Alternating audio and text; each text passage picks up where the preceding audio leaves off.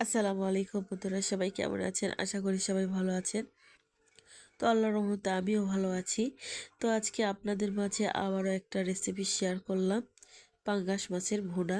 তো পাঙ্গাস মাছটা কিন্তু আমি না ভেজেই ভুনা করেছি। তো চলুন দেখুন কি করে আমি মাছটা রান্না করলাম। তো প্রথমে মাছটা আমি ভালোভাবে কেটে ধুয়ে রেখেছি। আর এই যে এখানে দেখতে পাচ্ছেন পেঁয়াজ টমেটো আমি কেটে রেখেছি সুন্দর করে। তো যাই হোক, এই যে আমি কড়াই তেল দিয়েছি, এখন আমি পেঁয়াজ দেবো। পেঁয়াজ দিয়ে সুন্দর করে ভেজে আমি কিন্তু পেঁয়াজটা ভাজার পর কিন্তু মাছটা আমি দেব। তো যাই হোক, তোমরা সবাই ভিডিও দেখবে বন্ধুরা, আমি জানি অনেকেই ভিডিওটা দেখো না, বন্ধ করার জন্য সবাই অনেকেই আতঙ্কিত হয়ে এসে ভিডিওতে কিন্তু কমেন্ট করো, কিন্তু পুরো ওয়াচটা কিন্তু তোমরা কেউ দেখতে চাও না। তো আশা করি তোমরা পুরো ওয়াচটা দেখবে। আমি কিন্তু সবার ভিডিওতে পুরো ওয়াচ ফুল ওয়াচটাই আমি দেখি।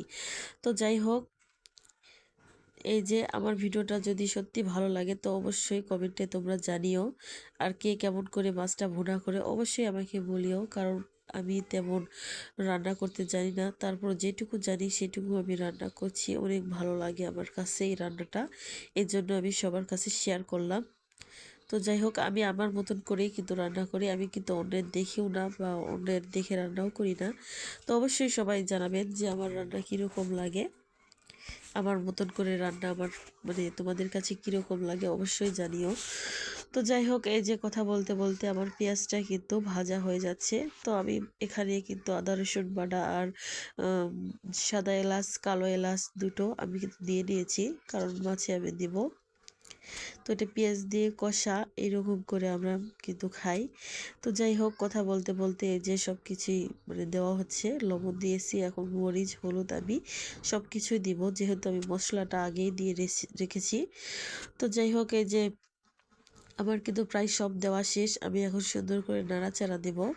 তো হলুদটা আমার আগেই পড়ে গেছে হাত থেকে, যার কারণে ওইদিকে হলুদ দিয়ে মেখে গেছে। তো কিছু মনে নিন না, সমস্যা নেই। তো এই যে সুন্দর করে ভাজা শেষ, এখন আমি মাছটা দিয়ে দিব। তো এটা পাঙ্গাসের মাছ, আপনারা কে কীভাবে খান অবশ্যই জানাবেন। আর কেমন হয়েছে আমার ভিডিওটা অবশ্যই তোমরা জানিও। তো মাছটা দেবার পর এই যে সুন্দর করে সব কিছু ভালোভাবে নাড়িয়ে চাড়িয়ে দিতে হবে, কারণ মশলাটা মাছের ভিতর ঢুকতে হবে, এই কারণে সুন্দর করে ভালো করে নেড়ে চেড়ে দিতে হবে। তো যাই হোক, সবাই জানে মোটামুটি, রান্না রান্না জানে না এমন কোনো মানুষ নেই। তো মানুষ কম বেশি সবাই সবাই রান্না করতে পারে, অনেকেই। যাই হোক, কোনো ব্যাপার না। তো কে কীভাবে কোন প্রসেসে রান্না করে এটাই হচ্ছে দেখার, আর কিছু না।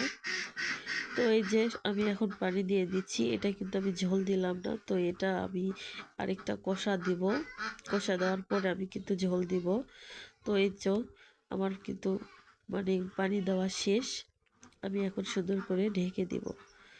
তো এই যে ঢেকে দেওয়ার পর আবারও কিন্তু 5 মিনিট পর আবার চলে আসলাম, ঝোলটা কিন্তু অনেক শুকিয়ে গেছে। তো এখন আমি এখানে ঝোল দিব, মাছের যে ঝোল আমি সেটা দিব। তো এই তো মাছের ঝোল আমার দেওয়া শেষ, আবার ফিরে আসলাম 10 মিনিট পর। তো যাই হোক, এই যে আমার কিন্তু রান্নাটা এখন হয়ে এসেছে, এর মাঝে আমি টমেটো দিয়ে দিলাম, কারণ এরকম না দিলে যদি আগে থেকে দিতাম তাহলে টমেটো গলে যেত আর দেখাই যেত না, সব কিছু গলে যেত, এই জন্য আমি পরেই দিচ্ছি। তো আপনারাও পরে দিবেন। তো এই যে সুন্দর করে দেওয়ার শেষ, তারপরে এখন ফিরে আসলাম, আমার কিন্তু রান্নাটা কিন্তু হয়ে গেছে, পাঙ্গাস মাছের ভুনা টমেটো দিয়ে। তো কারা কারা খেয়েছেন অবশ্যই জানাবেন, আর যাদের যাদের আমার ভিডিওটা ভালো লেগেছে অবশ্যই তারা কমেন্টে জানায়ও। তো আসসালামু আলাইকুম বন্ধুরা, তোমরা সবাই ভালো থেকো, আল্লাহ হাফিজ।